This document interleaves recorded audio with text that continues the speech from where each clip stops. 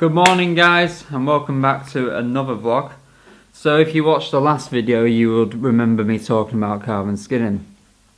Now I've got some parts here which I want to do. I'm just going to do a quick tutorial and talk you through it and show you how it's done. Now if you remember, these are the parts that I got off the steering wheel that I bought the other week, and basically what I've done is I sprayed them black purely because if we just get a piece of carbon fibre from here and hold it up, you can see the light through it.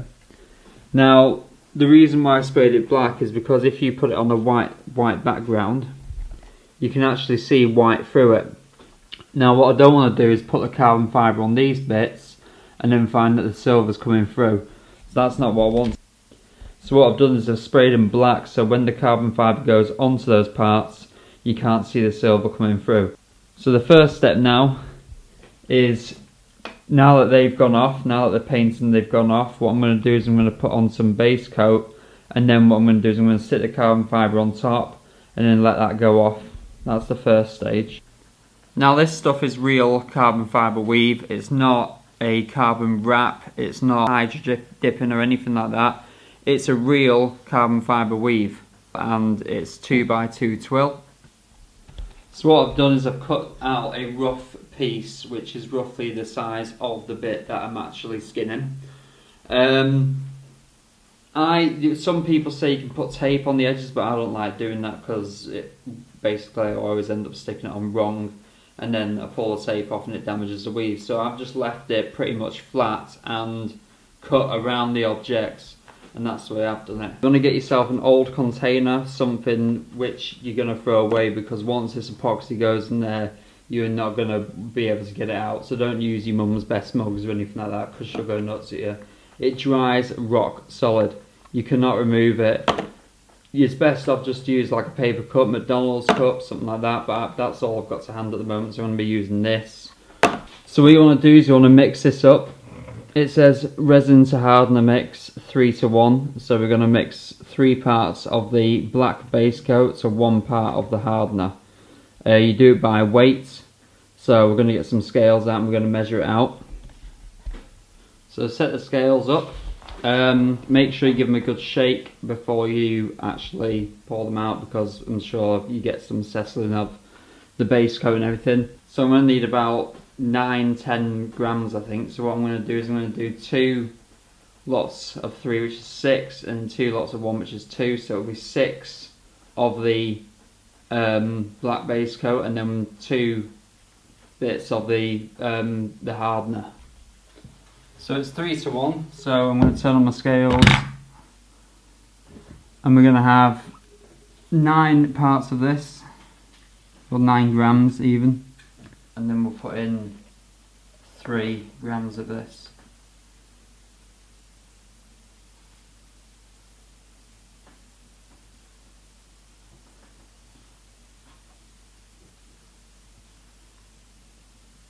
It's 12. 13, there we go. Right, so what I'm going to do with this now is I'm just going to mix it up, and then we're going to put it on the parts. Right, so when you mix up your resin, it should look something like that and have that kind of consistency. So next part is to put it on those parts there. Now the trick is not to absolutely blather it on. You don't want that to happen. You do not want to absolutely saturate it, because then otherwise it just looks rubbish basically, and it'll be all lumpy and bumpy. So you want the thinnest film you can possibly put on. Now this stuff, you don't want any hairs in it either from the brush. Now remember, if the thinner you put it on, the quicker it will dry and the quicker you can get your carbon fibre on. So that's exactly what I'm going to do. I'm going to put it on as thin as I can. You don't want any runs over the edge or anything like that really. You just want to put it on nice and evenly, as thin as you can. And you only need 1 coat. You don't need loads. Now you'll see with this one, what I've done is I've lifted it off the surface of the paper using just rolled up bits of tape. Now if I took those out, you'd actually find that that would sit flush with the paper, and I don't want the epoxy to stick to the paper and then have to try and get it off when it's all gone off. I really don't want that to happen. So what I've done is I've lifted it off the surface with just a little bit of tape, and that just helps keep it off the paper so it doesn't stick to it.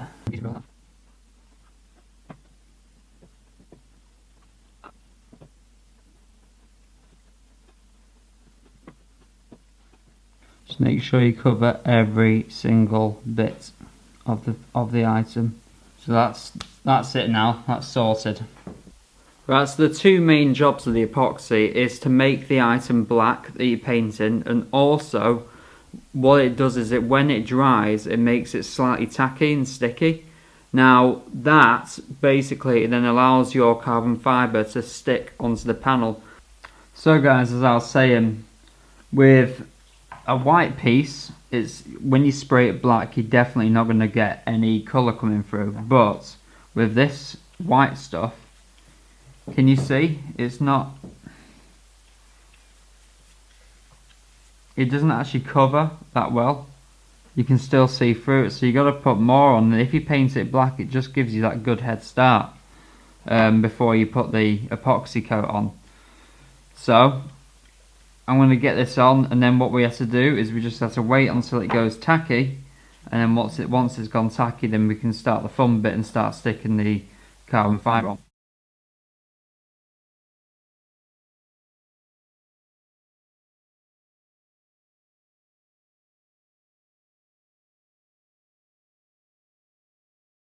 So basically what you're looking for is you're looking to leave it, and when it starts going off, what you want to do is you want to be able to touch the epoxy and basically have it sticky but not leave any residue on your finger. That's what you're looking for. You just want to touch it, leave a fingerprint, pull your finger off, and then you shouldn't have anything left on your finger, and that is the perfect time to stick it on.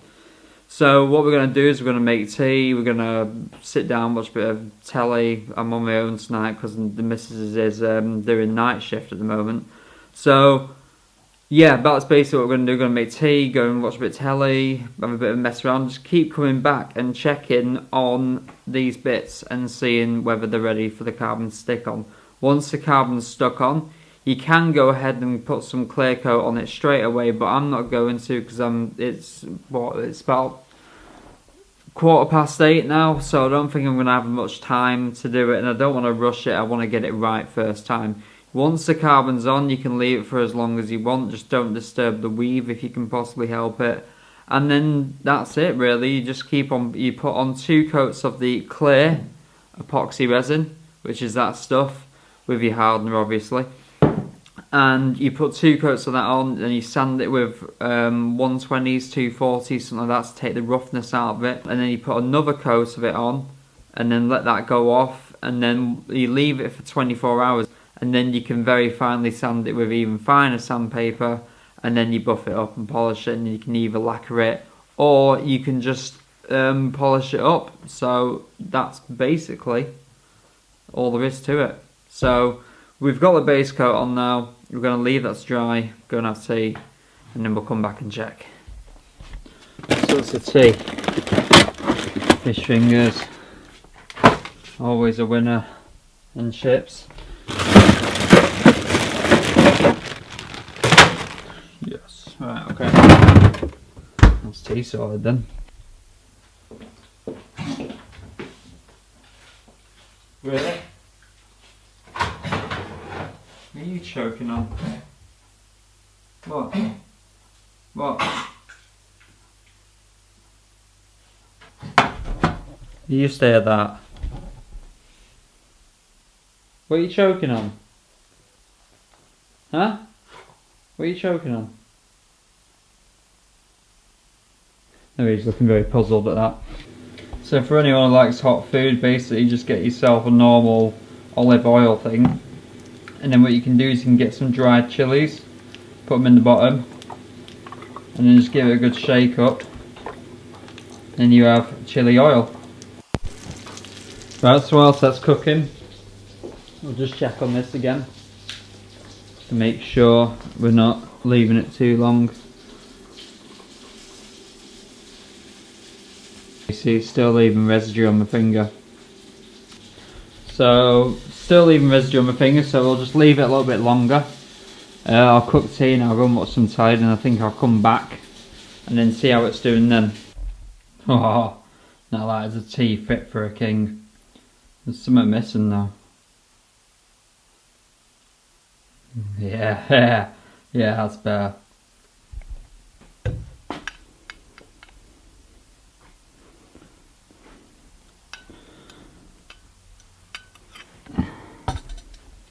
Okay guys, so I think they're there now.